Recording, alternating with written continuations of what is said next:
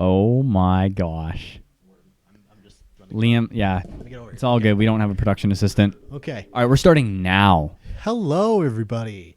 Welcome to Perch and the Sylvan Motherboards, the ever-growing slow cooker that will No way did he actually that will forget the title. inevitably char the bar on Mars Phase 2. I am Liam, and to my right is...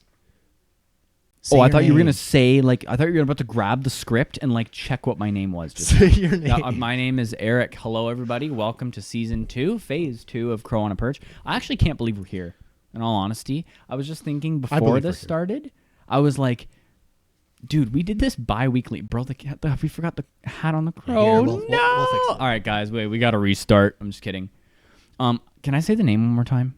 Yes. Okay, you know, yes. it's funny. When you started saying it, I'm like, he said the name wrong because I was expecting the original name. So this is Phase 2 of Crowonaperch, which is Crowonaperch. I'm totally not reading a whiteboard. And the Sylvan Motherboards and the ever-growing slow cooker that will inevitably cloak us. Wait, no. Haha. Inevitably char the bar on Mars Phase 2. Yes. See, I'm already thinking of We came up eternal with dread. that like a couple of months ago, so now we have to try to remember that again, you know? Yeah, that's the thing, right? Is we had this ready, and then we stopped, right? So We anyway, stopped. you go ahead and start up the show. Liam is basically your main host here, I'd say. Alrighty, well, let's get going. So, new season, or new phase, whatever. We'll just say the same thing, doesn't matter. Yeah. Of Crow on a Perch. We are, it's been about a year since we started to think about doing this. So we are like, I had a memory come up in my Snapchat of a video of me saying to our friend Timmy, I said, Timmy, we've got a name for our podcast. Check it out. And I zoomed it onto you, and then you said the name, and I meant to send it to you. Anyways. that's awesome. So, well, I guess I'm just going to get started with a quote. So I'm going to read out Quote this of the day. I'm going to read out this quote to you, Eric, and then I'd like To to me. see what you think This about feels it. okay. To me, everybody. You can't listen. Shush. An artist's duty, as far as I'm concerned, is to reflect the times. I think that is true of painters, sculptors, poets, musicians. As far as I'm concerned, it is their choice, but I choose to reflect the times and situations in which I find myself. This is a quote by Nina Simone. So I'll give the context of how I got to this quote for this episode, and then we'll hear Eric's thoughts on it. So, God. you know how like in Windows you have like this thing in the bottom left corner where it shows like a little image, and then if you click on it, it goes to like Groundhog Day or whatever. Yeah. So it was a little picture of like a little caricature of Nina Simone there. And I was like, who is this? So I clicked on it, and then I was like, this quote came up, and I'm like, this is when I was starting to like think about this episode and where we were going to do it. And then I was like, this quote is great. So Nina Simone is a singer, songwriter, civil rights activist who was active in the late 50s to late 70s. She was an influential musician. She inspired a whole bunch of musicians, notably David Bowie, who was one of your favorites. Yes. Yeah. I don't know very much, a lot extensively about what she is about, but I really, really liked the quote. I don't know if it spoke to you, right? I mean, it speaks to me. Sure. So what are your thoughts? What are your thoughts on that quote? Do you mind saying it again? Sure, I'll read the quote again. An artist's duty, as far as I'm concerned, is to reflect the times. I think that is true of painters, sculptors, poets, musicians. As far as I'm concerned, it's their choice, but I choose to reflect the times and situations in which I find myself. What's interesting is in the book I'm reading, actually, I'm reading Zen and the Art of Motorcycle Maintenance, which is a pretty well-known philosophical text. It's a very, very, very well-written book.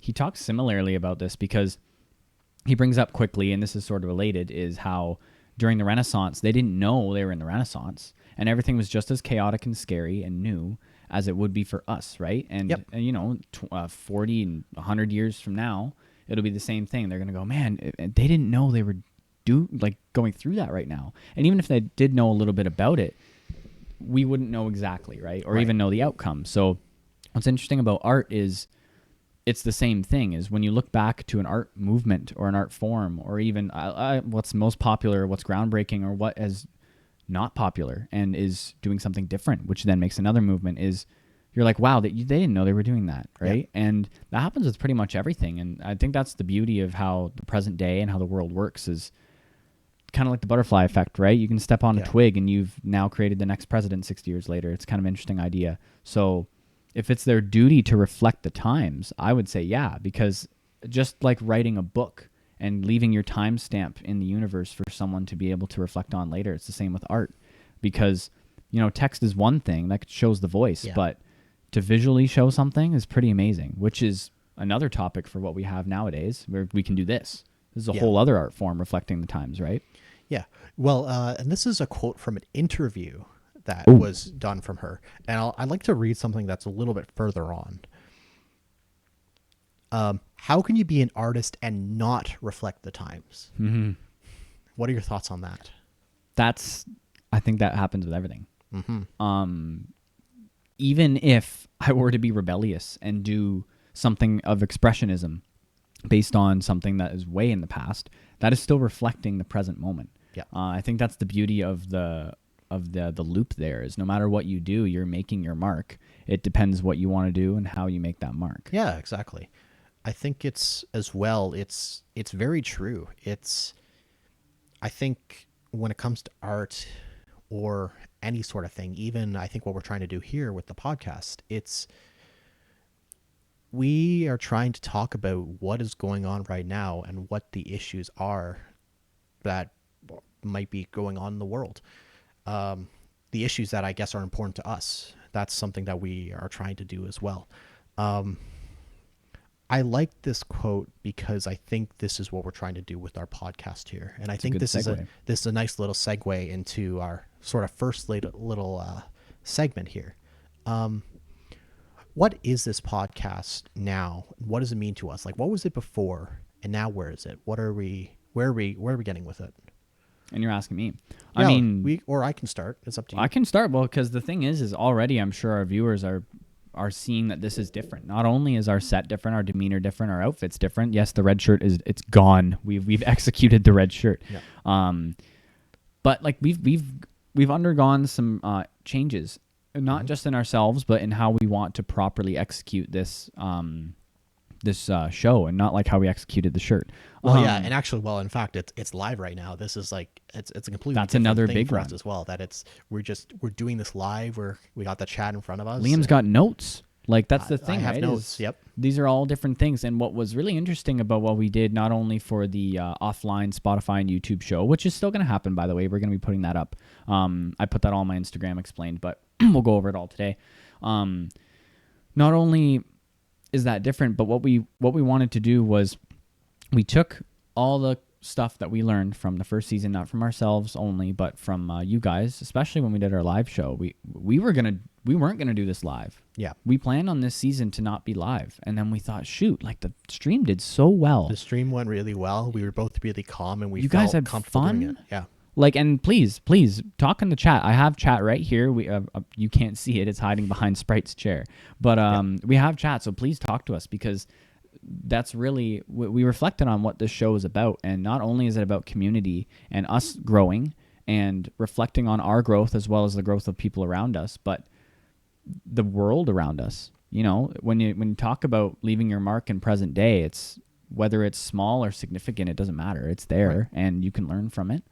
So yeah, we did a lot of different changes. It's exciting. Yeah. Well, and we're also like putting a lot more effort into being more consistent. Like we're trying to do this weekly. Well, we're not trying to do this weekly. We are currently doing this weekly. Yep. There's going to be another episode next week. We're not doing bi-weekly like we did before. I think, yeah, we're changing up the format, and we're trying to really focus on not just art this time around, but we're also doing culture. Now, I think we should try to talk about what we mean by culture, because culture can be a whole bunch of different things. It's a very like broad word. So I think we should get into the idea that we are trying to address a culture of sort of people in our age who are in similar positions and are kind of confused about what the world is about. And that's the thing is with everything, and we talked about this in season 1, I'm going to say it again in season 2, we don't know anything. And the things we do know, we're still learning more about. So when we say culture and we're giving our opinions on things, their opinions, they're biased, and they're from our own experience, which is what this episode is, our experience in culture. And this culture is what we, and people are similar to us, are going through. And we're naturally reflecting it. Yep. And I think as well, we notice certain things about this culture that we disagree with and we don't like, and we are really trying to make a difference and do things differently because we think it's a better way forward. And I think that's, especially with this, one of the things that we're trying to do is be very honest with the fact that we don't actually know a lot.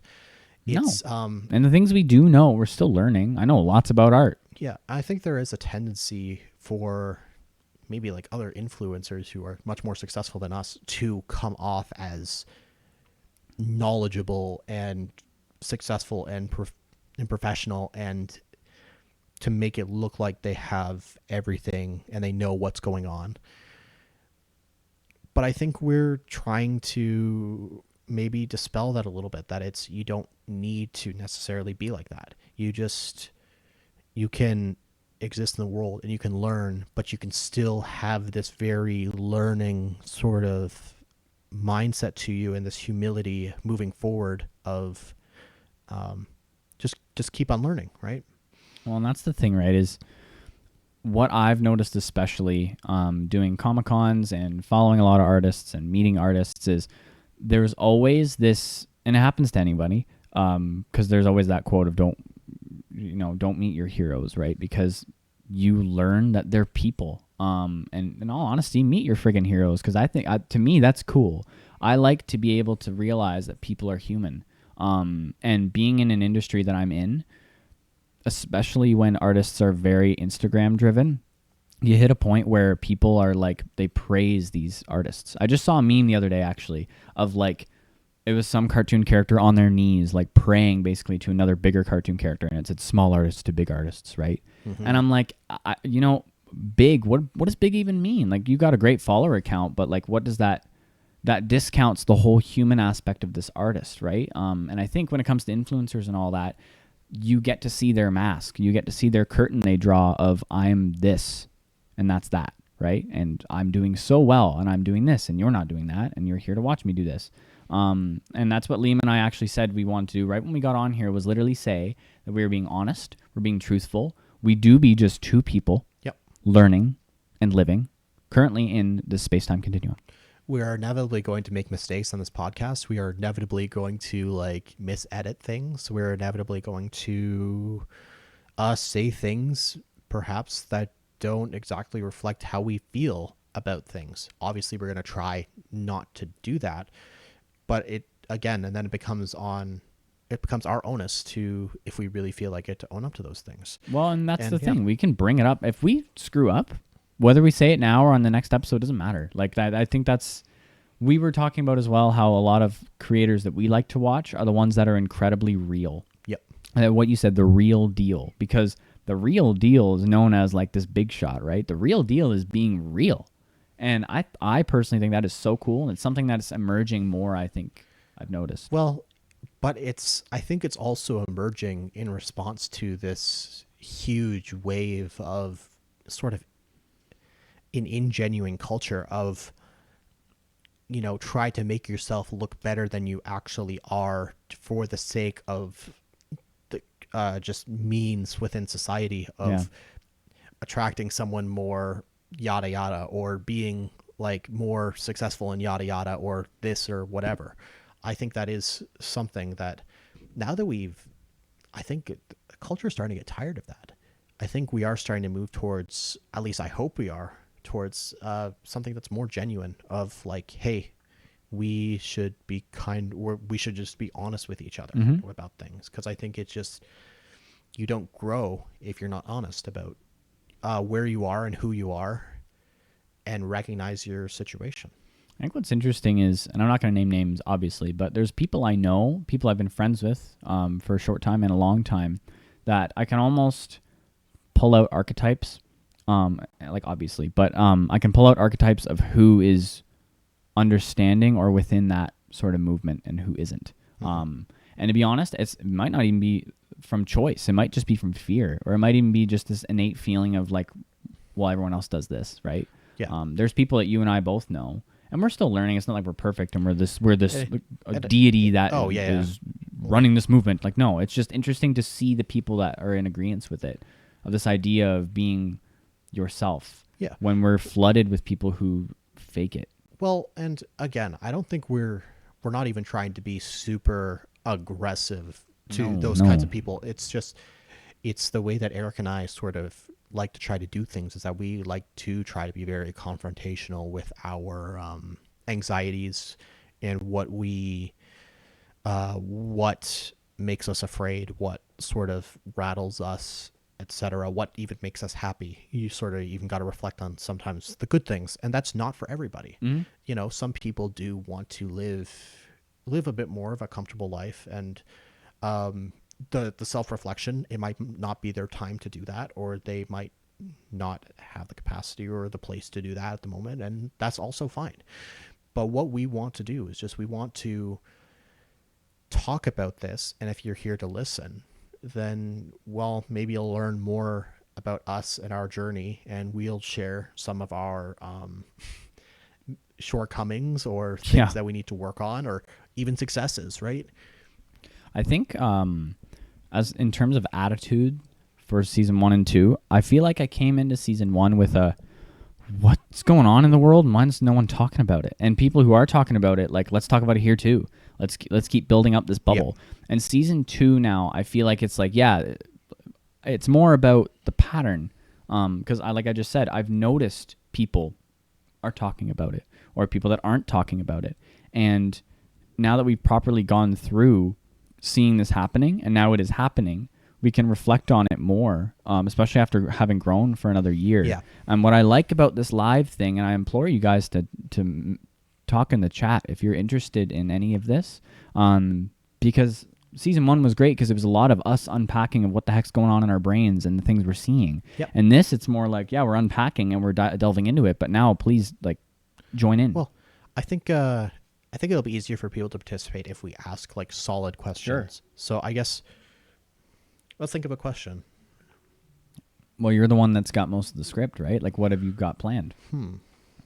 Another a big question we can ask is like properly. Well, I guess how many of our viewers have noticed in some influencers that it is very polar opposites. Yeah. Not in all of them, but I've noticed there's a lot of fakes and there's a lot of not fakes. The question is like, what's the obvious difference, I guess, you know? Yeah. Or is it, are there people who, I think it's a difference between people who try to flaunt lifestyle and the people who are a little bit more like very humble about the fact that they are able to live the way that they are able to live. There's a difference between the sort of like work and the process of constantly improving to get to a place, and then there's the mindset of, I need to get to this place so I can be rich and I don't need to think. I have an interesting question. Sure. Do you guys care? Do we care? Yeah, because sure. Seriously, like, you know, you can watch one creator who's incredibly humble, and maybe they are big or small, and maybe they're very real. But then you can watch another creator who possibly does the same thing and flaunts about it and is pretty hardcore. Like, they've got their branding, they got that hardcore, they've got their marketing voice on hardcore, they're big in the industry, they've got all the high tech stuff. Do you even care about the difference? Let's say they're the same, right? Yeah, well, and I mean, again, it's not wrong to enjoy those people. Like, honestly, there are certain creators that it's like a little bit like that, but I still enjoy watching them. Mm-hmm. But it's in a world that feels like it's so on fire right now, especially in Canada with like groceries getting tight. The fact that our generation is like, you've heard this talking point before. I promise you that we're not going to get a house. I wanted to buy a 6-foot table for one of my markets coming up. That's expensive. Yeah. Oh my God. Are we going to have Social Security? Probably not. Maybe these are American statistics. I can't pronounce it. Economists, let me know. there's Americans, let me know. Americans, let me know. Climate change, that's something too. That's something I work on a little bit from time to time. That's sarcastic. I work on it a lot, actually. Went to school. Yeah. Kind of like wrote a huge paper on that for my final thing. It's no big deal. He's got flowers on his shirt. It's not like he likes the environment or anything. No. Yeah, let's set it all on fire. Just watch that get clipped out of context. Yeah, we're getting there. True. I think another good question to ask is, like, do you care? But also, like, what would be, because obviously we're advocates, I would say, for the latter of, like, we would rather see humble, real creators. Well, what do you think? Process-oriented people rather than outcome-oriented people. Okay. Yeah, and actually that's a good way to put it. I think I think about this a lot, and I think there's a lot of guardrails in society that encourage people to be outcome motivated. But when we lose people who are process oriented, it's more difficult to be process oriented in certain fashions. We lose a little bit of that balance, and I think people who are process oriented and people who are results oriented can augment each other, and they can sort of the process complement each other. But when we get too heavy on one or the other, that's where we might get a little bit off the rails, kind of thing, right? I think what, in a negative standpoint of this, because there's pros and cons to both. Like, there's no harm in how you make your content or how you enjoy the content from that.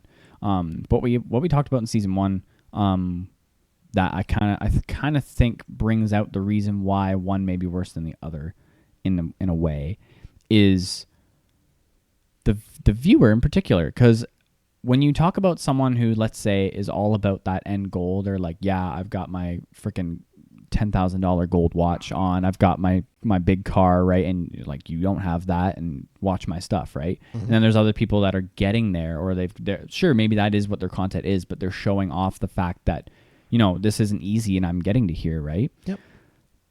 It's how it affects the viewer, because some people like us who watch it, there could be good content like that, right? But we know that it's like, okay, well, sure, it probably wasn't that easy for you to get there, right? But for others, it's like, wow, why can't I have that? Why can't I be there right now? And I feel like that can be a negative impact on people. In a sense, it's the results-oriented way of thinking of, well, yeah, this is, I guess, another familiar talking point to a lot of people. It's, I see other people are successful all the time. I'm not successful. I just give up. That's the other thing too, right? Is it can encourage you, but I feel like a lot of people I know, at least, it doesn't encourage them. It discourages them. They get crushed by it, and it's very easy to get crushed by it because, well, we'll get into this. We'll get a little bit personal a little bit later on. Sure, but it is very easy to get crushed by, I guess, expectations on yourself, on where you should be and why you should be there. That's the thing. So I don't know. Personally, I think that would be the bigger problem with something like that that we've talked about, is just, I don't know, especially in a world where I feel like when things are so expensive and things are so scary and uncertain, especially even if you have a solidified job, it's still scary. People, and I know a couple of people already that are doing this, are kind of doing what I'm doing. I'm not saying this is the right answer, but I've kind of given up on corporate stuff. I've given up on properly... we got a big message we'll read in a second. I've given up on properly working for the man. I guess the company I was working for had a lot of bad things going on that I don't need to go into, but it was stuff that I wasn't personally reflecting on. I was like, I don't want to be a part of this, right? And it's scary to do something on your own, but it's very fulfilling, and I that's why I want to let people know the journey fully and thoroughly, truthfully, because it's not easy. Right. Well, and once again, it's inevitably, life is about trade-offs. You can choose this path that might be more difficult in this way for these certain consequences, right? There's spam. Whoops. One of our first chats was spam. That's okay though. Repeat that. Sorry. Well, yeah, it's just a matter of consequences. each path that you choose has certain consequences, whether they're positive or negative, and it's a matter of being knowledgeable enough to see those consequences, I think. That's the thing. Yep. And you know what? Being knowledgeable, I don't know. It's a freaky term sometimes. Especially when you get to people who are very stuck in their ways. I know a lot of people I've talked to about this topic. They get very, very, very defensive over it. Mm-hmm. And, I'm not saying my opinion's fully right, and I'm not saying yours is wrong, but it's just freaky how people are quick to just, like, shut it down. They just want to shut it down because it's this way or no way, right? Interesting. I think that's also a bigger problem with stuff like this. In a world that's very spiraling, it's complex, and there's so many opportunities and options, which can also be a daunting task to even choose, especially when you see people that are already fully successful that are younger than you. Oh, I'm 19 and I've already got everything that you wish you had, right? Mm-hmm. So when you talk about these things, and that's the thing is, I will admit I'm not as successful, however you want to define that, as these people that we're talking about in particular. When you talk about that to some people, it's daunting, it's freaky, and they shut it down quick. Mm-hmm. I know a lot of people that do that, unfortunately. Yeah. Well, and it's, again, some people, I guess, just aren't in the space to grow, and I don't blame them for that. It's hard enough that the world is seemingly more difficult as it is at the moment. But I do sometimes feel like you just have to go for it at times. Mm-hmm. You can't just not learn.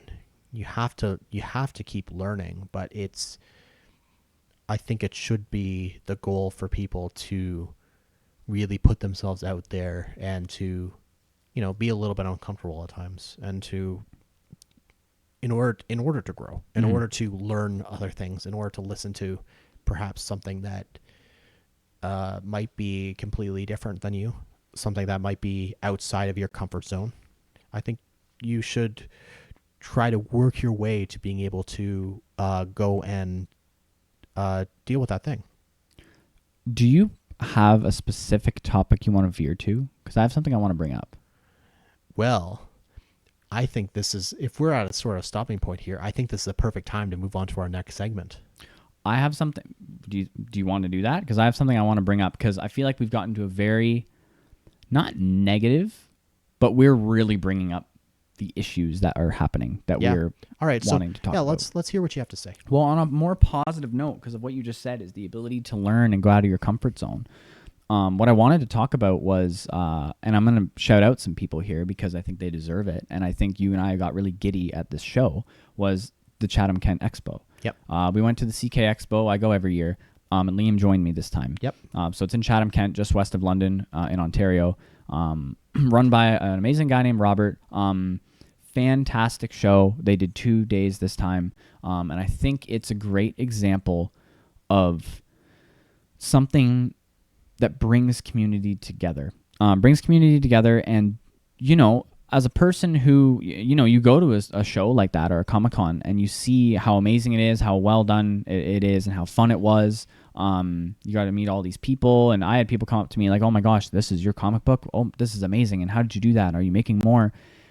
And I told them exactly how long I've been doing it, how hard it's been, and how much fun it's been, because they don't see the journey there, right? They just see this. And it's the same with Rob. He does all this work, and I see him running around at the show, and people just simply experience the show, which is totally fine. But I think it's wonderful to be able to see what these people put in to properly make this stuff happen. So what baffled me, and I had that, wow, they have success and I don't syndrome. I don't even know what you would call that. I was baffled by how well this person made things. I believe their Instagram is Duskleaf Media. They have a book called Yuki versus Panda. Yep. I want to talk about that so bad. And I want to talk about Comfort Zone because you came to the show, and I think you properly got to see what it means to get out of your comfort zone in a world where there are so many artists, and some that are a million times better than me. Yep. There was a specific writer named Graham, who I got to meet. We both got to meet.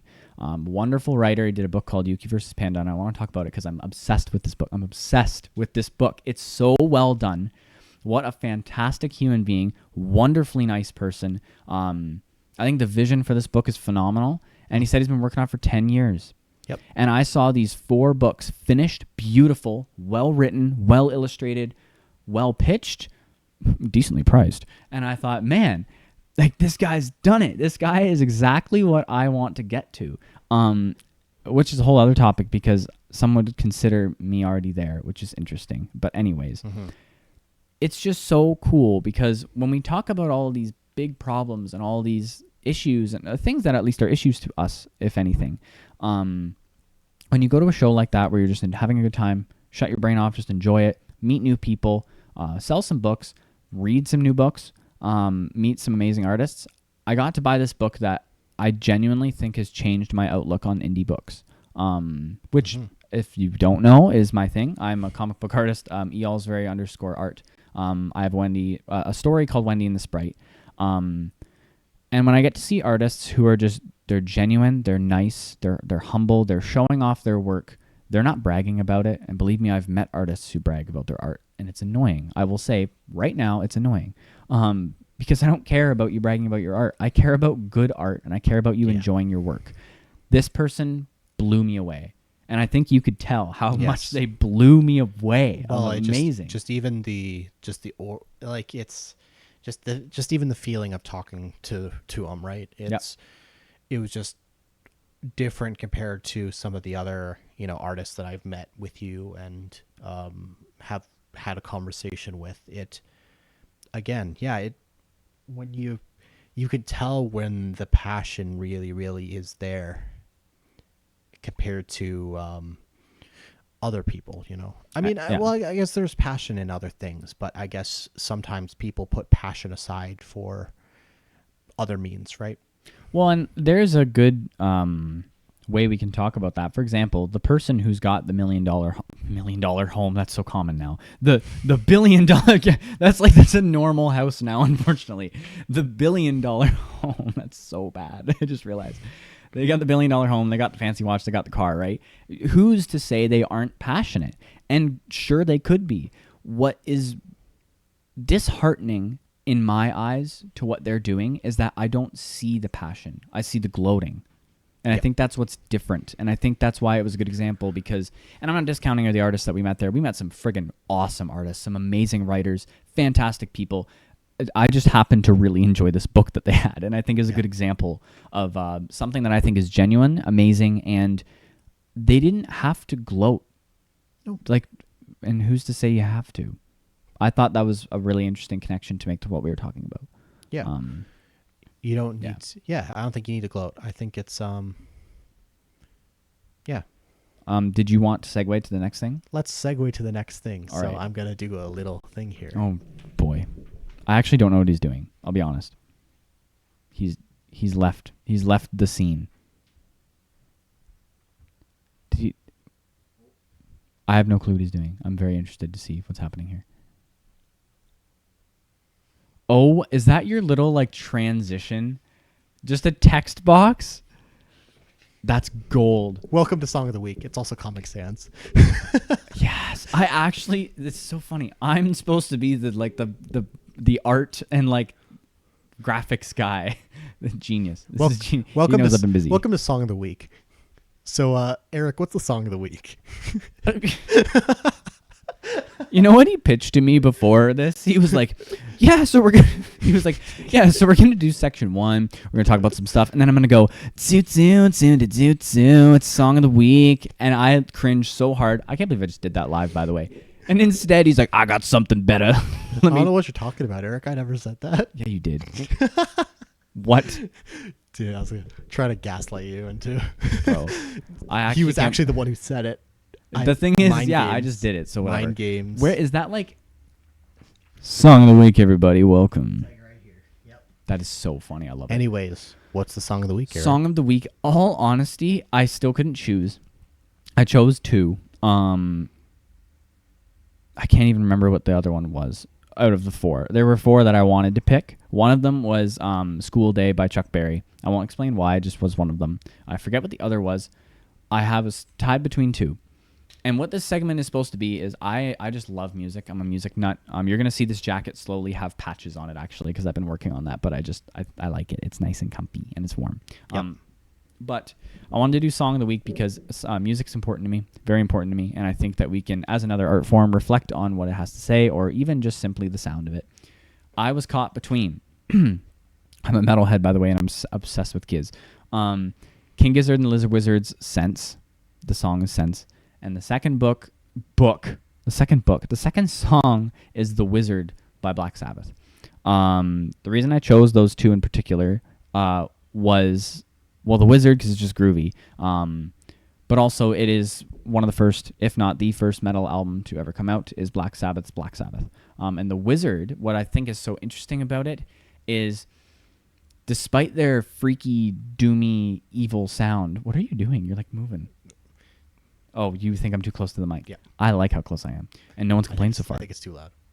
I don't agree. All right. Anyways, so I just lost my train of thought. The Wizard. What's interesting about The Wizard is, despite it being one of the first metal albums and all that, is it's about a wizard comes through like this town, right? And it almost sounds like he's going to be like freaking people out or scaring people, but he's spreading something good. At least that's how I've interpreted it. It doesn't really matter if it's not been interpreted like that. Mm-hmm. The other song is Sense by Giz, which I think is actually more relevant to what we're talking about. Okay. And I mean, the song pretty much, it's about sense. Like, things don't make sense right now.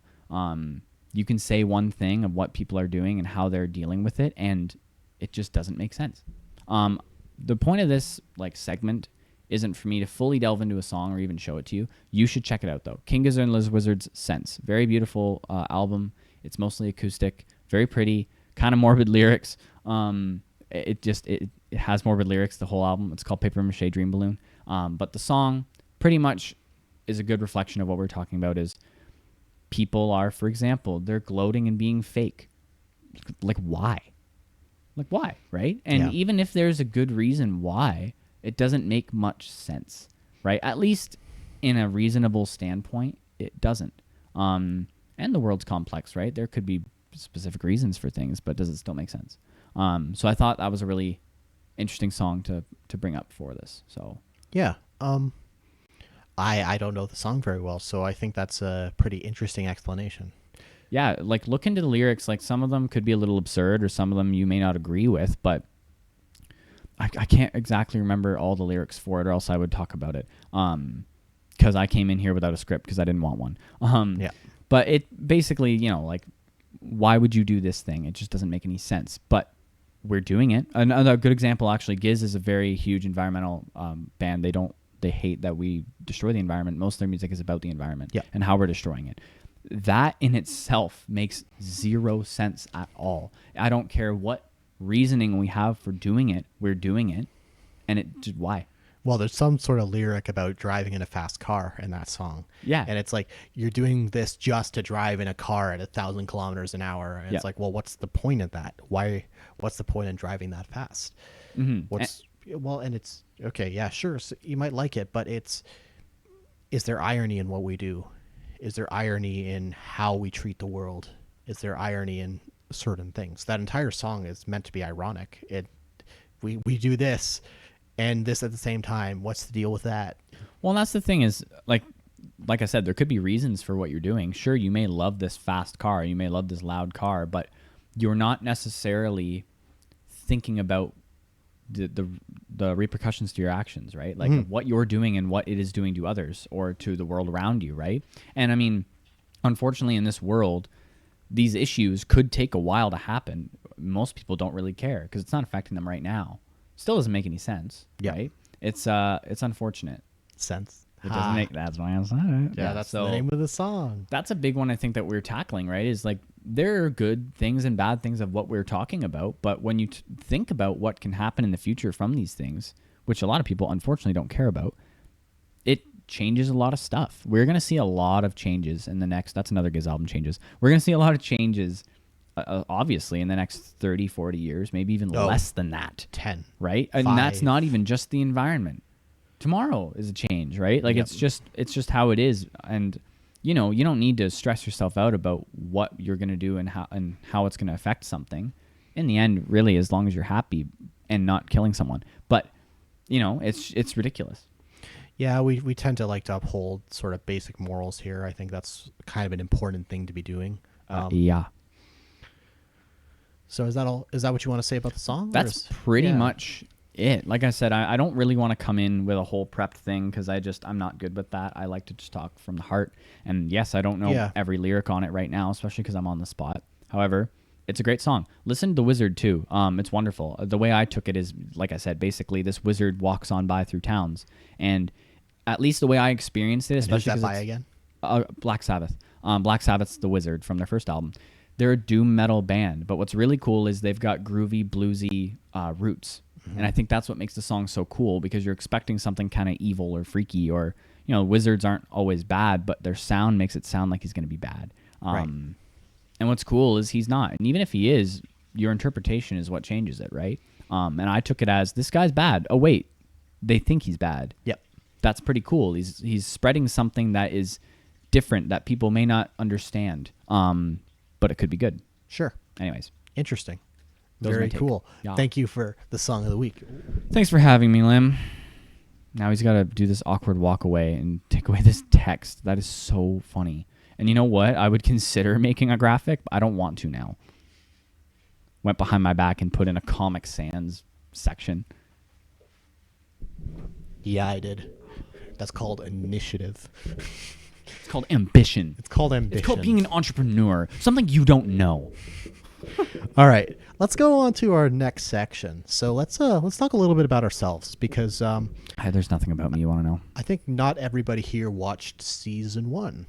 So I think we'll try to, give a little bit of a rundown of who we are again after we've established our mission, because why not? You want to go first? I'll go I've been first. Talking, yeah. Hi. I guess he's going first. I'm Liam. I just finished my degree in philosophy. I've been mostly working on environmental things. I've been doing a couple projects. I'm looking to get more involved in the community and to try to volunteer a little bit more on that front. Do some community garden type things, right? Played video games since pretty young, which is sort of an interesting parallel, because I'm both environmentalist and a gamer, which is an interesting combination to some, but I think it makes sense based on Is that interesting? I think so. Well, somebody who likes to sit inside and play games with somebody who really cares about the outside. Yeah, I guess you're right. It's a bit of an interesting parallel. So I guess that's one of the things about that's basically who I am. Eric, what about you? That's all you want to say about you? Yeah, I think that's really that's what I've got. Okay. What about you? First of all, I want to say, anyone that is watching, definitely nothing in the chat yet. Definitely talk in the chat, because it does not matter what it is. You can literally ask us to talk about something. We don't care. Yeah. We have the script specifically because there's things we want to talk about. That doesn't mean we have to stick to it. And this is all about community. So even if it's just your favorite fruit, please, what's your favorite fruit? I can't eat bananas. Yep. Is that fruit? Yeah. Yep. I think so. Why did I doubt myself? I can't eat bananas. I love strawberries. I had 15 strawberries today. That's me. I'm just kidding. My name's Eric. Eric eats strawberries. That's all there is to his personality. I love strawberries. What's extra funny is my brand is called All's Cherry. I don't even really care about cherries. They're fine. I really like cherries. Do you really like cherries? They're one of my favorite fruits. Well, then you just take over the brand. Okay. It's a lot of work anyway. Done. Oh, we've transferred ownership live. Yeah, so my name's Eric. My last name's Alsveri, which is Hungarian. It's pronounced Ochveri. I am a comic book artist primarily. I just like to call myself an artist, though. I don't even really like labels. I make things. I make things like this podcast. I make paint. I make paint. I wish I could. I paint. I mean, we did. We made paint. This is one of my paintings. It's small. I have another painting over there. There's actually one behind Liam. There's one just big one on the wall here. One large, long strip of paint. I'm a painter. I'm a musician. I'm a graphic designer. I do everything. You're a podcaster. I'm a podcaster. I do branding. I don't know. I do a bunch of stuff. I'm an artist nonetheless. Yalsvery_art is my art Instagram. I do pretty much everything, but Yeah. yeah, that's me really. I've been an artist since I was born. I don't remember any time I wasn't an artist. Just continually making things. It's been a lot, and you know what? This is where I want to be really honest. It has been a long, tiring, fun journey to get to where I am now. Yeah. And measuring success is really it's in the eye of the beholder. It's just like, what is success to you? Success to me is not being a millionaire and living in some fancy freaking building. Yeah. Success to me is being able to properly do things that I care about, and this is one of them. This is a success. I don't care how many viewers we have. I don't care how awkward the pauses we have, how many of those we have. We're having fun. I have successfully been able to make something I care about. Yeah, I'm an artist that really cares about the craft. So cool. Yeah, that's about all I am really. All right. But the brand I work under is All's Cherry, which is a play on my last name. So. Yep. Awesome. Well, I knew that, but I'm talking to you, the viewer. I'm talking. Very to viewers. Interesting. This All's Cherry business. Very, very interesting. The best is their face. When I'm at a Comic-Con and I've got my Wendy and the Sprite book, which is one of my books. Wendy and the Sprite's my main series. You'll be seeing a lot. Actually, I should talk about the collaborative works I do. Anyways, I have a book called Wendy and the Sprite. On the front it says by Eric Allsbury, and the best is when they grab the book and they go. And then they like grab my business card that has a big All's Cherry name on it, and they go, "Oh, All's Cherry, like your last name?" I'm like, "Yeah, good job."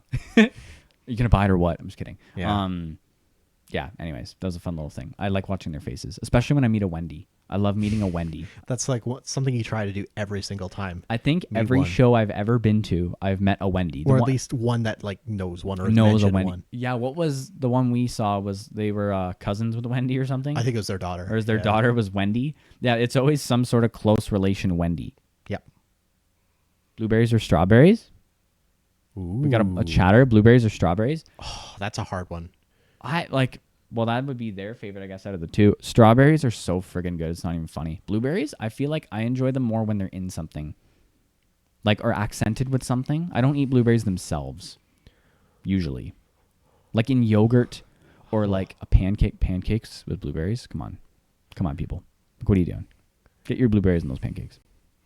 Liam hates fruit. He hates it. He can't even spell blueberry.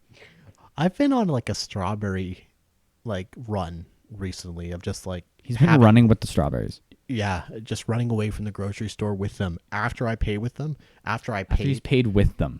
They were hanging out like, Liam, buy the blueberries. Like, okay, fine. I gotta take this coat off. I bartered away my strawberries for blueberries. It's cruel business, but it's what I do. I've been having strawberries more recently, but like. So I guess I'm a little bit more a fan of strawberries right now as well, but I do like me some blueberries, just like pick them up and just go. Really? Yeah. I couldn't imagine. I've done that maybe once. What couldn't you imagine? Taking a blueberry and going, like I just couldn't. I don't know. To me, that's a strawberry thing to do. Is that I've never picked too up big. You gotta go too big. Well, no, you cut it up. You know what I do? I do the cross. I slice it this way, flip it, slice it that way, and then I got 4/4 of a strawberry. All right, Chef Boyardee. You can't even cut up. Well, you can cut up a blueberry, but it'd be a mess. Wouldn't be a mess. You know what? Just got to have a sharp enough knife. I would only eat a blueberry if I threw it up in the air and caught it in my mouth. That's like the most fun I'd have with it. Yes. Wow. Unless it's in something. We're talking about our experience in culture. What if it's in the palm of your hand? Welcome to our experience in culture. We're talking about fruit. Wait, we have a... Uh-oh. We have a couple... Okay, I'm going to do the big one first because I like the last one. Only because I'm really curious what your answer is on it. So our other question from... and I'm going to say their name. So blueberries or strawberries with a smiley face that to me is backwards, by the way, is from Spooky Q-Tip. I think I know who that is. Okay. I think you probably guess. They asked another question. Do you think flaunty influencers who make the occasional social media is fake posts are helpful or harmful to their viewers? I'm going to say that one more time. It's on the screen if you guys want to see. Do you think flaunty influencers who make the occasional social media is fake posts or are helpful or harmful to their viewers? What do you think? Do you want more Could you? What is social media is fake? I don't know if I've ever seen that post. In all honesty, Oh no, the people make do you that know? post absolutely. Can you explain it to me? Well, it's I don't go on social media despite no. having my own Well, stuff. I actually, the irony in this is that you're on more social media than I am. Yeah, Like, I just don't scroll. Well, yeah, but I think the intention behind this question. Thank you for the question, by the way. Yes, thank you, Appreciate it. Spooky Q-Tip. Thank you, Spooky Q-Tip. That's such a good name. It's not even funny. I think it's talking about, like somebody who has like millions of views on TikTok or whatever, or has millions of views on some sort of social media, basically talks about like, you know, I think I noticed this more with like female influencers, like Okay. I think especially just with like looks, right? I think this is a little bit more of a common example of, I look like this on social media. I've got like, I look perfect. I got the perfect body. I like look stunning. I look perfect.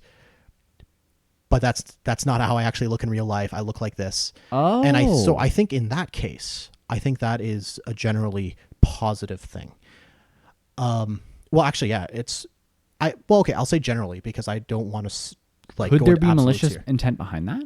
I think there can be because so I think where that can get malicious is if essentially they are saying that type of thing to peddle a certain product or service. So let me bring this back out to the theoretical.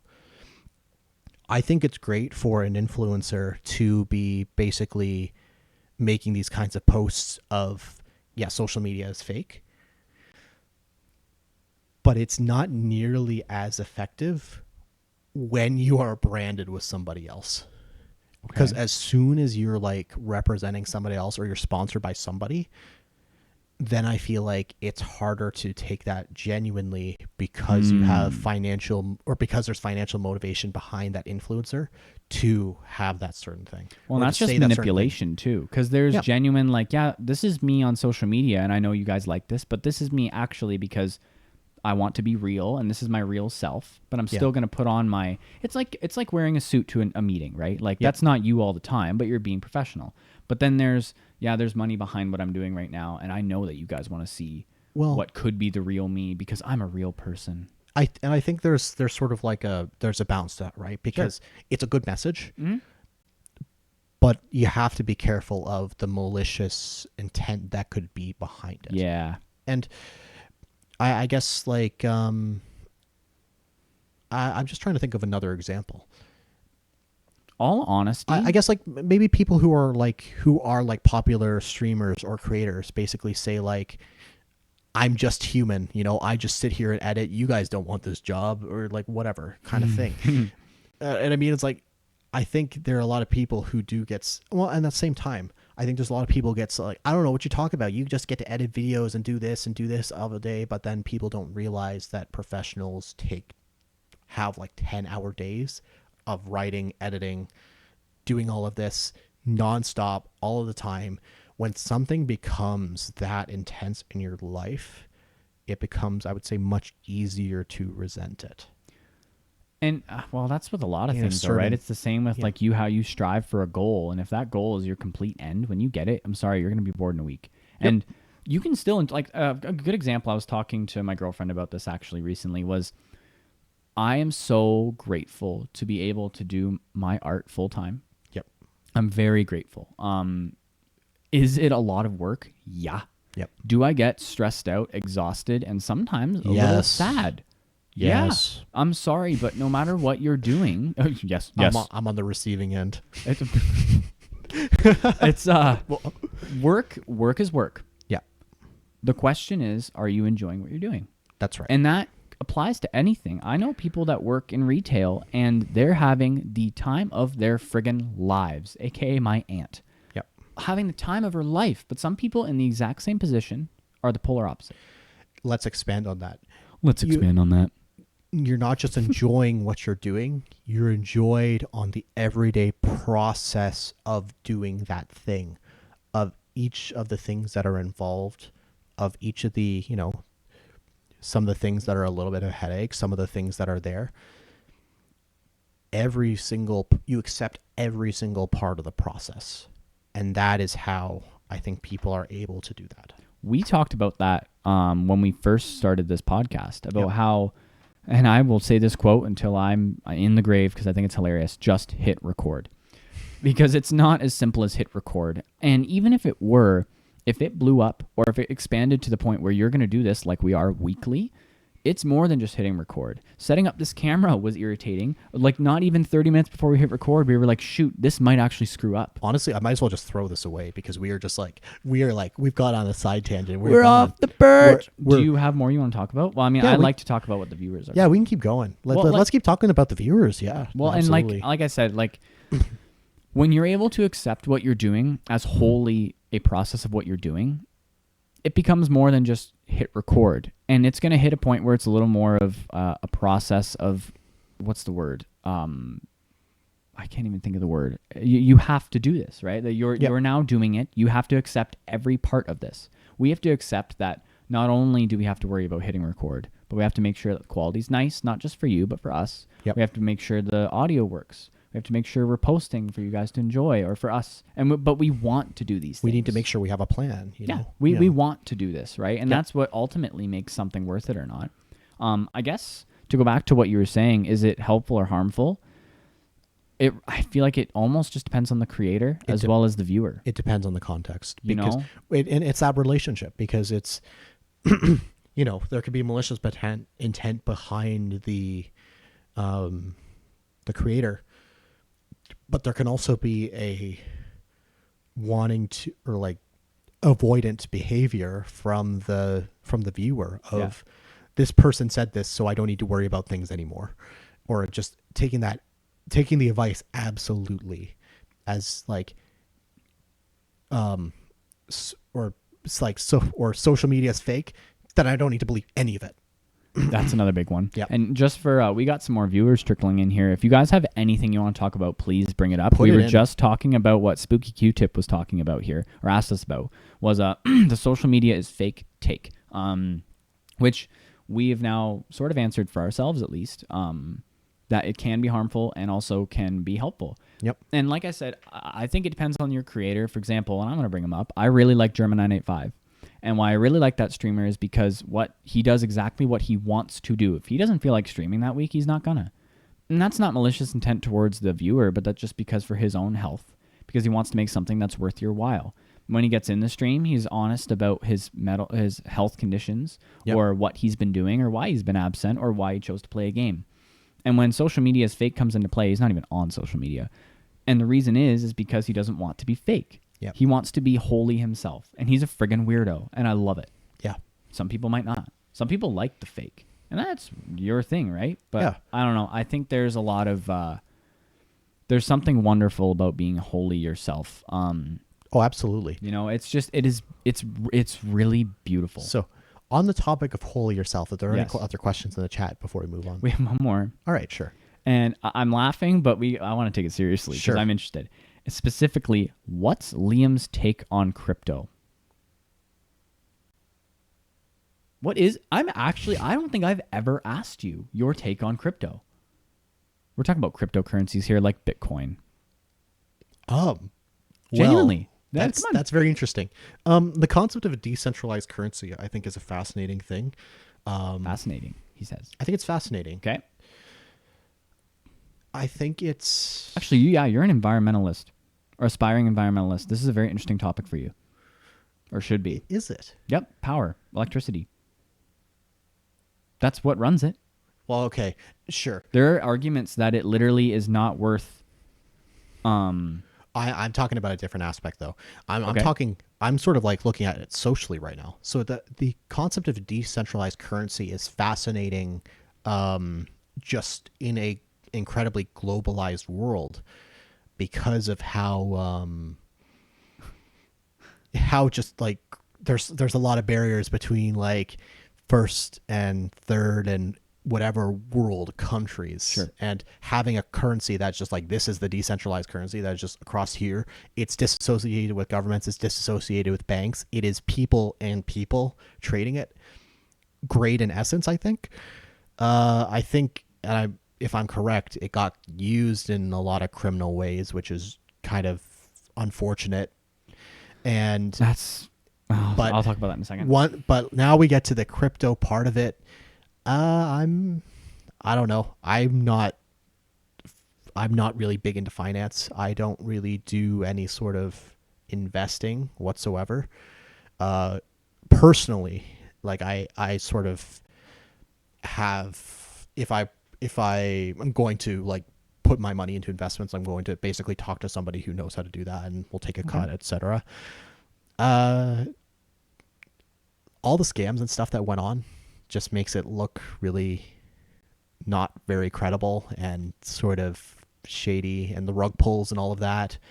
I guess I don't really like it. I'm not super big on it. No. What's interesting about something like that, because personally, I compare it to social media, which in like 80% of the world's eyes is the worst thing we've ever come up with. It is a terrible thing. It's poisoning the minds of everybody. It's awful. And yet my take on it is, what a beautiful, interesting, chaotic tool that is used in a bad way. Yep. Same with crypto. When I first heard about it, it was all the rave of like, actually, I remember when I was a kid, my uncle was going to get me some for my birthday. Interesting. Yeah, he was going to get me one. And in all honesty, if he did, I would have had a lot of money right now, which is not a big deal. It's whatever. I already forget what the coin was, but he didn't. I don't remember why. But it was still kind of getting bigger. And I remember when it came back in, especially during COVID, was all the craze about crypto. And when I first heard it, I thought it was stupid. And then I don't remember why, out of curiosity, I guess, I looked into an app called Coinbase to buy some, or at least just to check it out. And there was like a section like, oh, you can earn $2 in this coin if you learn about it. And I thought, learn about it? Learn about what? It's a friggin' coin. Like, I'm getting Mario coins right now. Like, that's it. I learned about it. What a cool idea. I was learning and I'm like, man, there's like way more to this than just a digital coin. Yeah. The thoughts behind some of these companies that do it. Now, there are stupid coins. There are meme coins, whatever. Yeah. I know you asked about Liam's take, but I'm giving mine now. I was learning about it, and some of them were literally specifically to help with immigration stuff. Fascinating. I thought it was so cool was this one coin in particular. I forget which one it was. Maybe it's Stellar coins. I forget what it was, and I actually bought some at one point. Because I thought that's a really cool investment opportunity, not only for me, but to properly help a company that's doing this. It was literally for when an immigrants move to another country, properly getting their money moved. Interesting. And there was, at least according to the company, there were problems with, for example, I think it was literally people going from Mexico to America. The process for them to get their money there, at least in specific parts of the world, I'm sure, was they had to go through 4 different banks and wait like 2 months to get the money, right? And that's important when you're moving to another country. What do you do in 2 months? 2 months of no money, right? At least, like, you've got your cash, but it's gone now, right? I thought, wow, what a cool concept for you to be able to fix that problem. I thought that was beautiful. Yeah. I'm like, that's very interesting. So on my take on it, I do invest in it a little bit. I do look into the companies first. There are people that just, it's like penny stocks, right? They just throw their money in because it sounds funny or it's interesting or quick money, right? Anyway, that was my top. No one asked for my opinion. Yeah, well, I guess I'll touch a bit on it environmentally. If there is discussion on it, like, I literally know like nothing about Bitcoin. I'm just going off of like theory of like what it is, knowing it's a sort of, it was meant to be a decentralized currency, which is created by computers contributing to the blockchain and solving these complex equations to validate it. Does it feel like a very roundabout way to just go like, here you go, here's my $20 bill? That's, I guess, the extent of what I would say. Like, why don't I just have, well, I mean, I guess I just made the critique of like, decentralized currency and whatnot, and money comes from banks, which are from governments or run by, or governments are involved with them. But I think, again, if we're using a bunch of power for it and it's not giving a significant societal benefit, then I think it needs to continue to be thought about. But again, here we are with honesty. I don't know about Bitcoin whatsoever. Like, I think I could be very wrong about a lot of the things that I'm saying here. So I think it's articles in the chat. Bro. Send us some articles. Let's learn together, or let's teach me what Bitcoin is. We're going to jump on to the next topic, but I will say the last thing that you said. Because in all honesty, when it comes to the power problem with it, I've heard two different sides. I've heard that it has no impact on the environment whatsoever in a bad way. I've also heard the opposite. So I have no clue. But this person Two radical said, things. That's an interesting. Yeah. Yeah, like, and I haven't found a right answer. Both of them seem incredible. Any sort of radical for me, at least. This person said proof of stake for block validation has solved the climate and power impact of proof of work. So I'm assuming you mean that they've properly fixed what could be the problem of power, like using up too much power. Okay. But either way, maybe we'll tackle that at one point in another episode. Yeah. Because that's a big topic we don't know enough about. But thanks for the question. But I think technology is a relevant part of this podcast. Definitely. Because technology is inevitably part of our it's a part of our culture. It is in a sense our culture, technology, right? Yeah. So I think we're going to probably have some sort of episode where we're going to address like technology and certain things. But for now, we'll move on to our topics and what we're going to go on to here. So I'd like to just go quickly between the two of us, and I'd like to, for each of us, maybe to share like one or two things, like a fundamental core belief of what the world, or not even the world, what are a couple of our like fundamental beliefs that we live on and that we think is core to who we are as people. I can go first to sort of give an example here. I think it is, for me, I feel like I need to be constantly learning, and people should be constantly learning as well. I think if you're not learning about the world around you and the people around you and the people who aren't around you, even learning about other things from other places and trying to apply yourself and put work into something that is meaningful to not just yourself, but to society in general, then I don't think you're living a fulfilling life. Because my logic is this: our lives are significant because they are limited. And since our lives are limited, it inevitably it's logical to selfishly use all of your time for yourself. But what is most impactful is when you go outside of yourself and to do things for others. And that's more significant, because the way that I see it, the default is to just be completely selfish and to do everything yourself. But when you do things for other people, you're extending yourself beyond them, and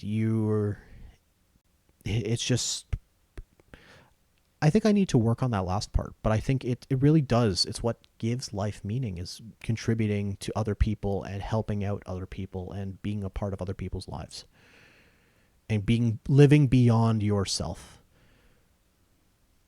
Because life isn't simple. If it was simple, then we would all be selfish. It's complicated because we have relationships. It's because we go through the struggle of what relationships mean. We go through the struggle of what life means. So yeah, that's sort of a fundamental truth to me. And I guess the other half of that is that taking the easy path also isn't fulfilling. I guess that it's related, but I guess it's a little bit different. Always challenging yourself is a really important thing to be doing. As a good segue to what I believe in. Yep. I find it very interesting. I read in a book that I mentioned, season 1 actually. They defined the purpose of existence. And I think it works both with what you're saying and mine. The purpose of existence to them was to properly understand your reality. Mm-hmm. That's what the purpose of life is to them. At least that's how they think it would be defined. As a philosopher, that's what they said. To understand your reality. And he went over all the reasons why that actually all answers to the reason of life comes down to that answer. But what I find interesting about that is because you just said like the short path isn't fulfilling, or you said maybe it could be, maybe it's not. And you hit a point where you're like, I'm not sure. But also for me, that's what it means. That's what I think understanding your reality means. Yep. And that's why you said, obviously, not everyone needs to agree, but that's what you believe in. Yep. I personally think the only way to understand your reality properly is to experiment. Yep. And I think that's where coming into the part of like, being selfish kind of doesn't really get you to that goal, because being able to understand that maybe you are a selfish person. You wouldn't know that unless you tried to not be a selfish person. To properly understand your reality, the things that I abide by is to be completely present, which is not doable all the time. And I know that. But what I've learned is, well, two things: being present and being truthful. What I've learned is not being truthful to people or to yourself only really brings negative things into your life. Even if they come positive at first, negativity kind of comes back around. It's just how it is. Yep. Like if I lied about my name on here at one point, you guys are going to realize that's not my name. Just because I'm everywhere already. Like my name is everywhere. But when it comes to being present is a big one to me, because when you talk about working with a community or trying to not be selfish, or even if you're working with community and that's going to bring you some selfish gain, being present builds on that. Yep. Because you're going to learn. Yep.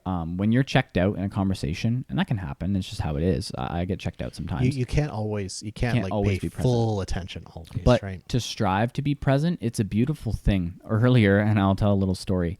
Before we started the show, I said, can you just come an hour later? Because I was exhausted. I knew I was going to be way too tired for the show, and I would have checked out for the whole thing. What I ended up doing is I went out back on my deck, and I read a book, Motorcycle Maintenance, what I'm reading right now. Really good book. You should read it. I was in the backyard reading it, and I was like, man, am I sleepy? And the sun was like the rays were on me. It was warm. I could hear the birds chirping. And I just closed my eyes, and I decided I was just going to rest. And I was fully enveloped in what was happening right at that moment. And it was one of the best feelings in the world for me. That's why I like to meditate every morning. 10 minutes of just completely soaking in the fully present moment. And not that you have to do that, but what's really cool about being present is, well, that's what we are, isn't it? Yep. We're in a space-time part of the world right now, and we're living it. And how friggin' cool is that? Yes. Because when we become autonomous is when I personally think you aren't living. And it's not easy to not be autonomous, especially, let's say you're working an 8-hour shift. Sure, you're going to be autonomous. But when you're present, even if it's a bad thing you're going through, it's something. And I think it's really beautiful. I try to strive to be present. And when I'm truthful with someone, like when we were at the CK Expo, I was talking with people. And especially when you're in a work environment, you're going to be autonomous. I tried to be as present as I could because I want to be able to remember these experiences and enjoy them. And I guess I'll say something else that works off of that now, just about being being truthful and present. One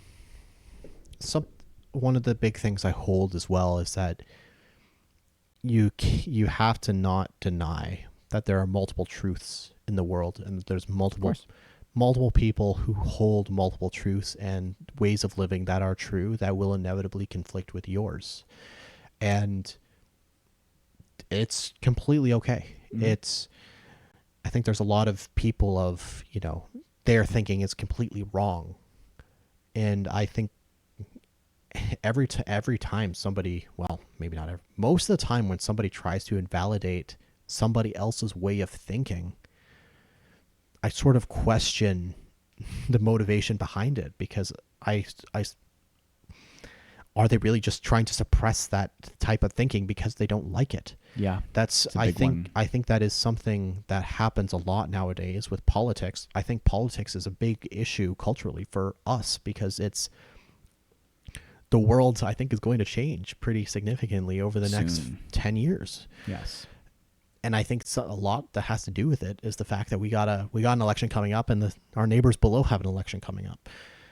And from what I observe politically right now, is there's a lot of divide, and there's a lot of people not even willing to hear out the other side because they just invalidate their existences both ways. Yep.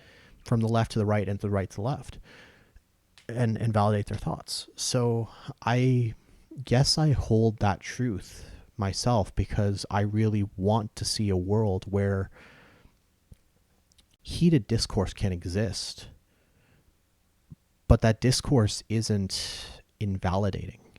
The discourse is about understanding that people come from different places, and there are certain aspects of their life, and there's certain events that happen in their life, and there's certain key moments that shape who they are, and there's backgrounds that shape who they are. And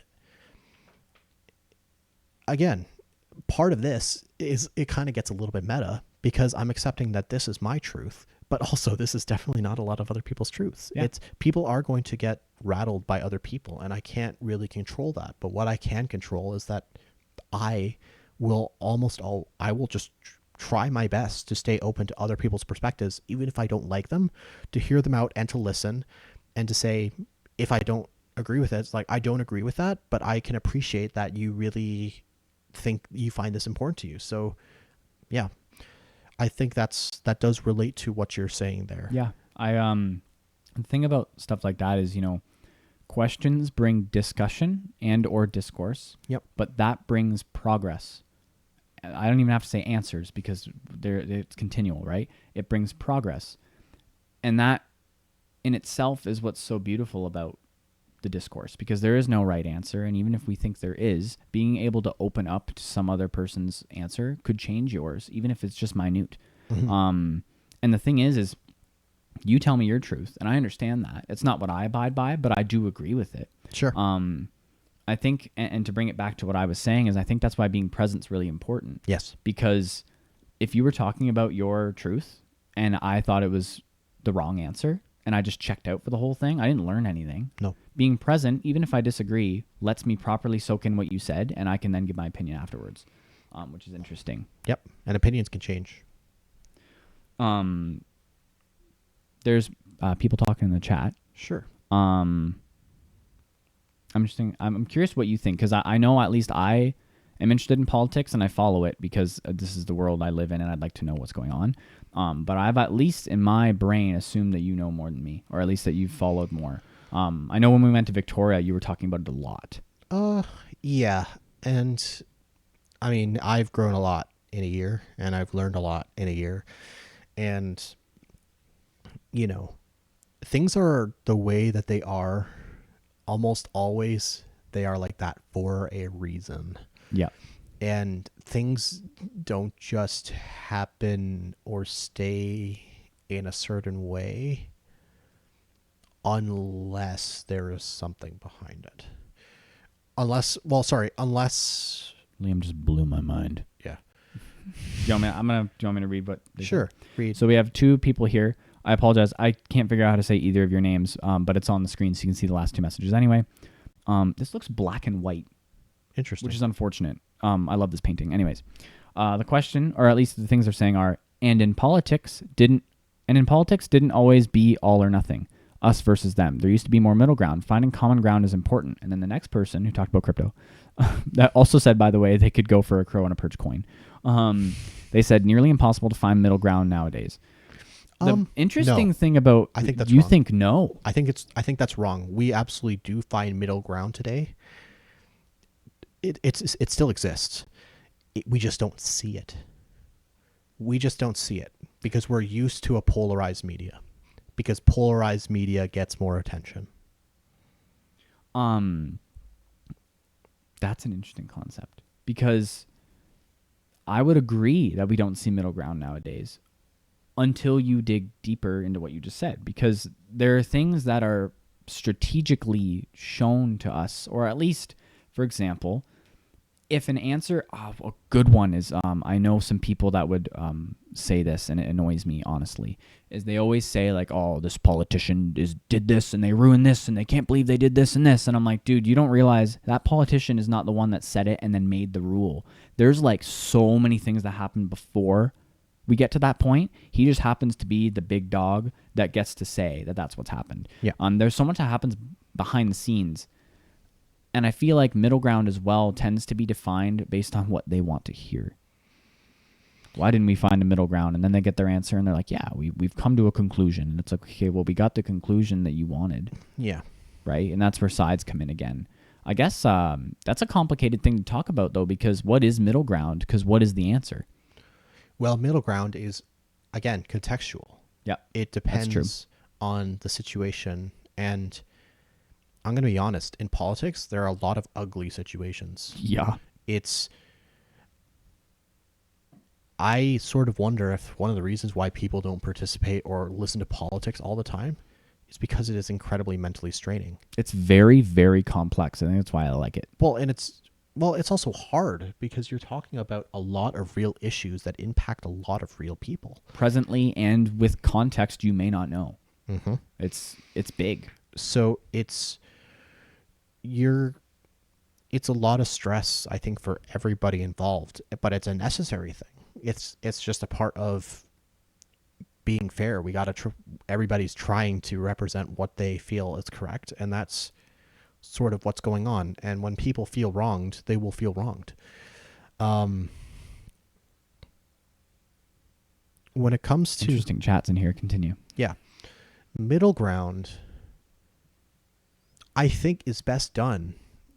And I guess I'm showing my bias here and I'm being very about myself, but I think middle ground is best done when people do what we're talking about here.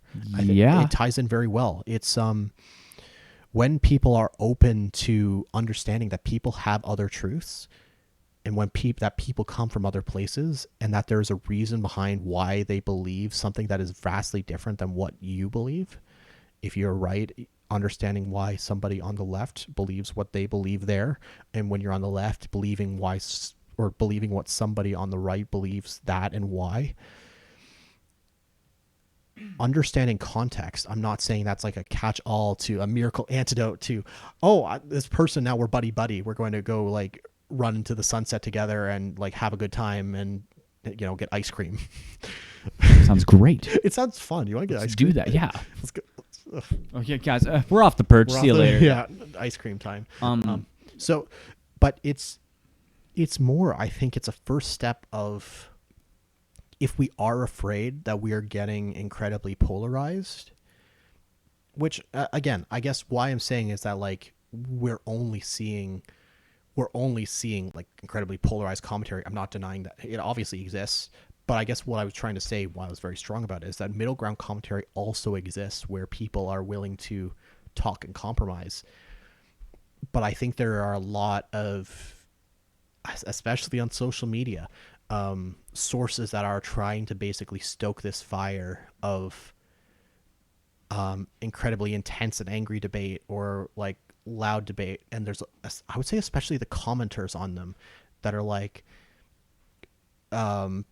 it's the commenters that are like trying to reaffirm their own beliefs of like, get owned. That's the thing. This person owned by like, it adds whatever. to a fire. Yeah. Because there's nothing wrong with discussion or debate or rebuttaling. But when you just go in and you're like, yeah, they said that and I agree and you guys all suck. It's like, okay, well, you didn't have to do that. Well, I guess it's also name calling, right? It's, name calling. Essentially, when people use name calling language or they're being sarcastic or whatever. Again, there's a balance here between people should be allowed to uphold their truths, but it doesn't mean you necessarily take them lying down. It's you need to navigate yourself and be okay with whatever other people believe, and not have that completely drive away your own beliefs. And also, understanding that there's also this understanding that we don't need to basically have like extremely fiery debates all the time about certain things. We can talk about it and just say like, this is where I'm from, and if this is my perspective, that's what I got. I want to read a chat someone said, because I have a thing I want to talk about. So someone said, everyone is stuck in their own echo chamber, tailored by algorithms to keep them thoughtless and glued to a screen. People don't see new ideas unless they actively search for them and open their minds, which most people don't.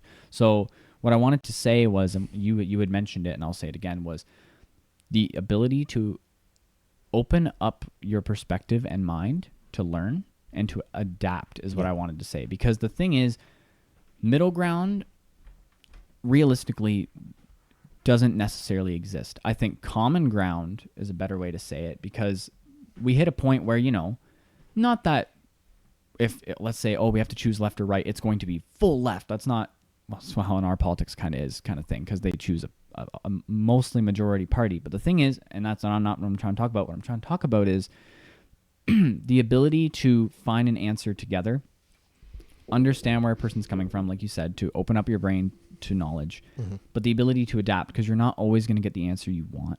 Yep. And maybe there's a common ground, middle ground thing where, oh, okay, yeah, now we're both happy, but sometimes it's not going to be that way. The thing is how you are going to take it, because I know a lot of people like to sit and complain, which, okay, go ahead and complain, but what are you going to do about it is another big one, because there are things that are happening in our world and in Canada that I personally don't agree with. But the thing is how are you going to deal with it? Because not everything is going to be in your control. Well, and I think this is something about, you know, self-control, or like your ability to control your own life and kinds of things. I've noticed in my own thought patterns recently that, like, whenever I try to make a complaint about something, it almost is because whenever I complain about something, or it's like this person isn't doing this, isn't doing this, it sometimes is also just because I'm not doing it either. When I'm complaining about something or somebody who's not, or I'm critiquing somebody for oh, they're too angry all the time, I think I'm also the one who's also angry all the time by complaining about those things. Whenever I see something that I don't like about somebody else, it's something that I'm insecure about myself as well. Well, and to be honest, you gotta be careful of this, like, you know, being your own insecurity, and like, because then it's sort of, if your own insecurity sort of like leaks into your point, then that kind of makes your point weaker, right? Yeah. I want to try and properly divert this a little away, only because this isn't necessarily a political podcast. What this kind of is, especially because this episode is experiences in culture, our experiences in culture. Yeah. And obviously this all relates, right? But in general, this isn't necessarily a political thing, but we can learn from this stuff. And what we're learning right now is the ability to properly understand that being able to be truthful, open up your mind to someone else's opinion, and then properly either adapt or possibly have a very good discussion. You and I have certainly had our agreements and disagreements. Yes.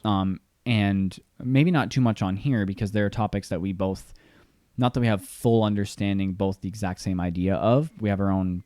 We're really good at knowing that's your opinion, that's mine. Yeah. And that's why I think this is important. And to be honest, as another thing to bring up, we're going to have guests hopefully for more episodes. Yes. Because, you know, you can hear what we have to say, but we're still close friends. We're gonna get old pretty quick. We should have some fresh people on here. Despite we have our own things to talk about, we still kind of agree with each other. I want to bring on people that have other ideas. For example, and this is a little bit of a spoiler, we want to talk about AI at one point, and I have two people I know that both have integrated into it quite a bit, but one really likes it and one doesn't.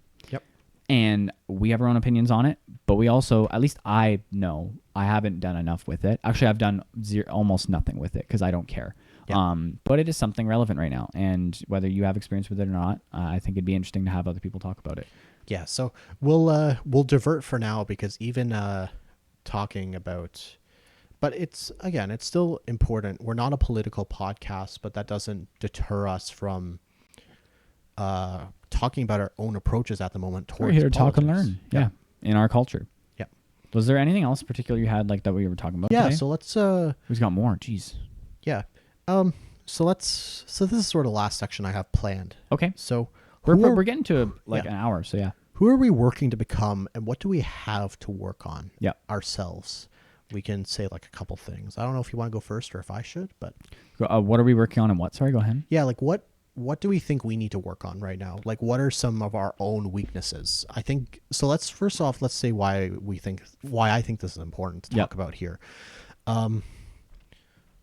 First of all, I think it's very genuine for us to be doing this because, like, literally, it's just us here. Yep. We have no sponsors. We have really no financial motivation. This is sort of just genuinely a learning process from us. And then it's also just I guess some pretty radical honesty of. Yeah. I think some of the problems that I have on here on this script, I think are like, something really deep that I'm like just constantly working on. Do you want me to go first? I can go first. It's up to you. You've gone first every time. All right. Well, you go first. What I'm striving for, what I'm working towards, it's interesting because in the last year, and I can't believe we've been working on Perch for a year. Yep. We went to Victoria a year ago. Yep. Year ago, May 8th. It's been a long learning process, and I just recently made art my full-time job, and it's been a dream of mine, a literal dream. And what's interesting is I haven't had a chance to properly sit down and realize that I'm doing it. I have been consistently working. I've been getting a little exhausted. And like viewers or people that I know look up to, there's people that look up to my art and they work with me, and I'm sure they don't necessarily want to or don't realize that they're going to hear this. I'm exhausted. Yep. I'm tired. Some days I'm a little stressed. Some days I have really bad days. I will be honest, really bad days. You witnessed me have one the other day. Yes. We had to get work done, and I was completely checked out. Yep. I'm really good at piling up a lot of projects. When I quit on my day job to do this fully, I said to myself, I will only have this many projects at a time. It does not matter what the next one is. I need to put it aside. And that stopped pretty quick. Yep. I went from 4 big projects to like 8. Yep. And the day I completely lost it, I looked and I was like, when did I get 8 projects? What? And I've had to drop some, or at least put some aside. And I think there are 2 things that I haven't been able to do that I want to work on, that I am working on, are to pace myself and to acknowledge that I'm living a dream that I have dreamt. Mm-hmm. I'm 23 years old. I've been dreaming this since I was born. I literally, it's so funny. I'm very fortunate to be able to say that since I was born, I've known that I've wanted to do what I'm doing right now. Mm-hmm. Because a lot of people can't say that, and it's your journey, whatever. I've literally wanted to be an artist my whole life, and I am successfully, in my eyes, doing what I've dreamt to do. And I haven't properly been able to sit back and go, oh my God, I have done this. Yep. You saw when we went to Free Comic Book Day at LA Mood, the Kellogg's building in London, definitely go there. Yep. We did a show there, and that one guy, you remember, we shook his hand. He was blown away. He was awesome. That these books, you know who I'm talking about. Yeah. I don't remember his name. He was blown away that I did these books all myself. And I'm not trying to brag for any of this, but I genuinely, I was like, yeah, thanks. And he left, and I was like, that's just what I do. Yeah. I haven't properly been able to step back and look because, and this is just how a journey goes, you just keep going. Yep. You get to your end goal and you do it. I did a collaborative book last year, the All's Cherry Anthology. Well, I had a chance to look back at that because that was euphoric. Being able to properly host a dinner party for it, yep, and give people these books and see smiles and see these artists be able to sell this book and people enjoy it. I know a lot of people enjoy that book. Yep. I'm doing it again. Another one this year. Yep. Like it's nothing. Like I'm doing it just because I'm doing it.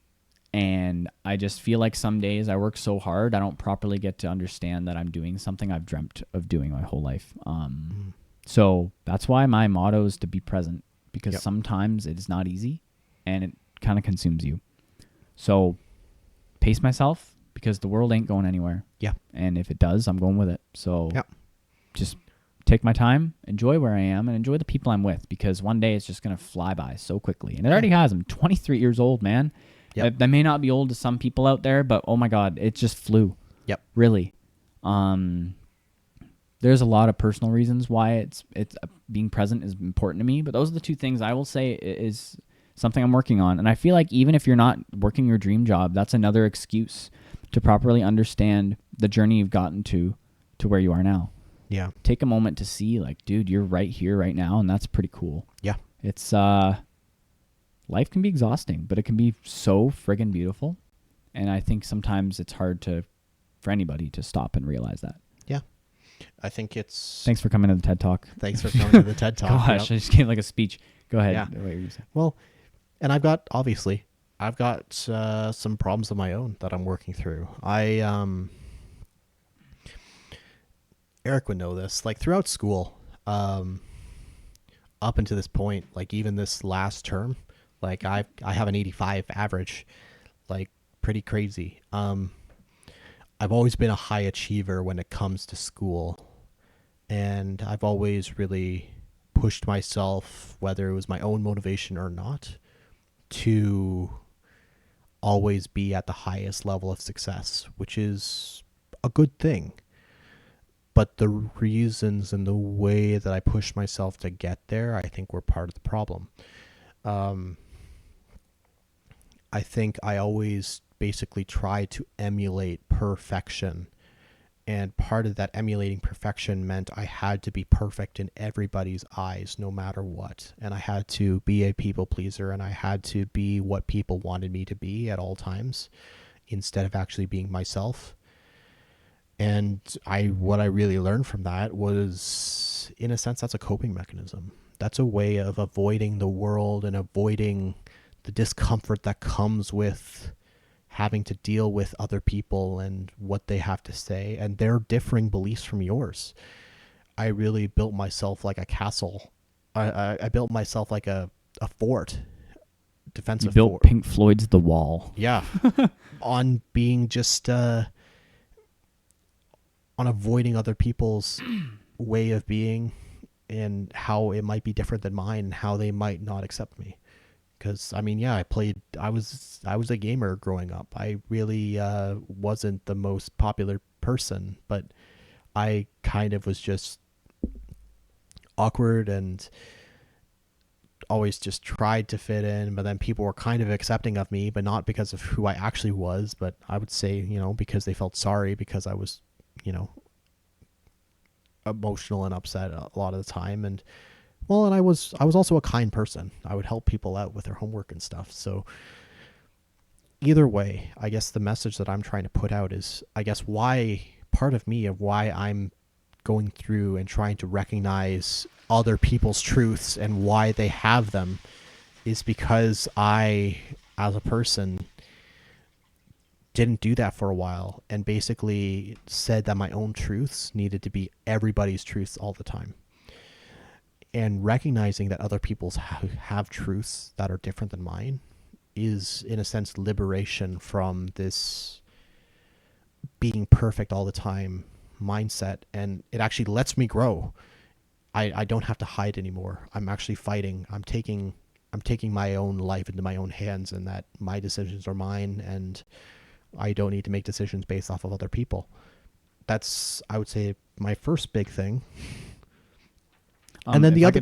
Can I pause you to Sure. see what the chat's saying? Sure. Because there's some things for you. Awesome. One for me, from, and you said your name, Quillis. Okay, Quillis is your name. I apologize. They said, for me, I believe, sometimes you get to step back and appreciate accomplishments. Not always easy to see when you're in the weeds up close. Yeah. Good TED Talk. Thanks. Yeah. And then Jamie, someone we know, Jamie said period, which I think was for me. Yeah. And then in the middle of yours, they said, I'm the exact same way, Liam, you're not alone. Yeah. And and it's, I know it's I'm not. great for both of you to be able to say that, because it's not an easy thing to admit. And that's, before you continue, something that we want to be fully honest about in this podcast is we are not perfect and we're learning. No. And that is pretty much the point of the podcast is and that. In a sense, we're the same in that way. Great. I don't... The reason why I'm here and I'm talking about my experiences is that if I learn something and you can do something with it, then I'm helping you out, and that's great. That makes me happy, because it means that, I'm not just learning, I'm helping other people learn, and that makes me happy. Or at least connecting, right? Like that's the thing is, and that's the big one is when you get people like social media is fake and they've got these big personas that they have. I don't want people to think online, and I know some people do, that I'm this crazy huge artist or that I'm doing so well. And I will admit I'm comfortable and I'm doing well in what I think is great in my own way of success, but I am not perfect at all. And I have bad days. I have scary days where I'm like, shoot, am I even doing this correctly, or am I doing this right? And people look up to me, or people are working with me, and I'm like, I knew it. Our friggin' thing. Uh-oh. You can continue on what you're talking about. All right. So we'll keep it going, just the audio only for just a little bit here. Oh. Go ahead, man. the second thing, I guess what I'm trying to do as well in a similar sense, I'm just trying to be more honest with the people around me. And I think what that has to do, it has to do with a very similar thing of just trying not to hide from like other people's expectations and how they weigh on me. I'm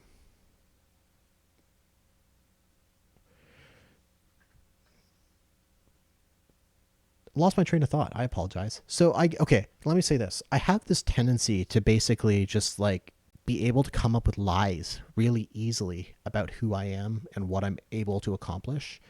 And I'm really actually able to sell myself bigger than I am in certain points because I get anxious of people's reaction to me actually not being very exciting at certain points because again, sort of the gamer thing and whatever.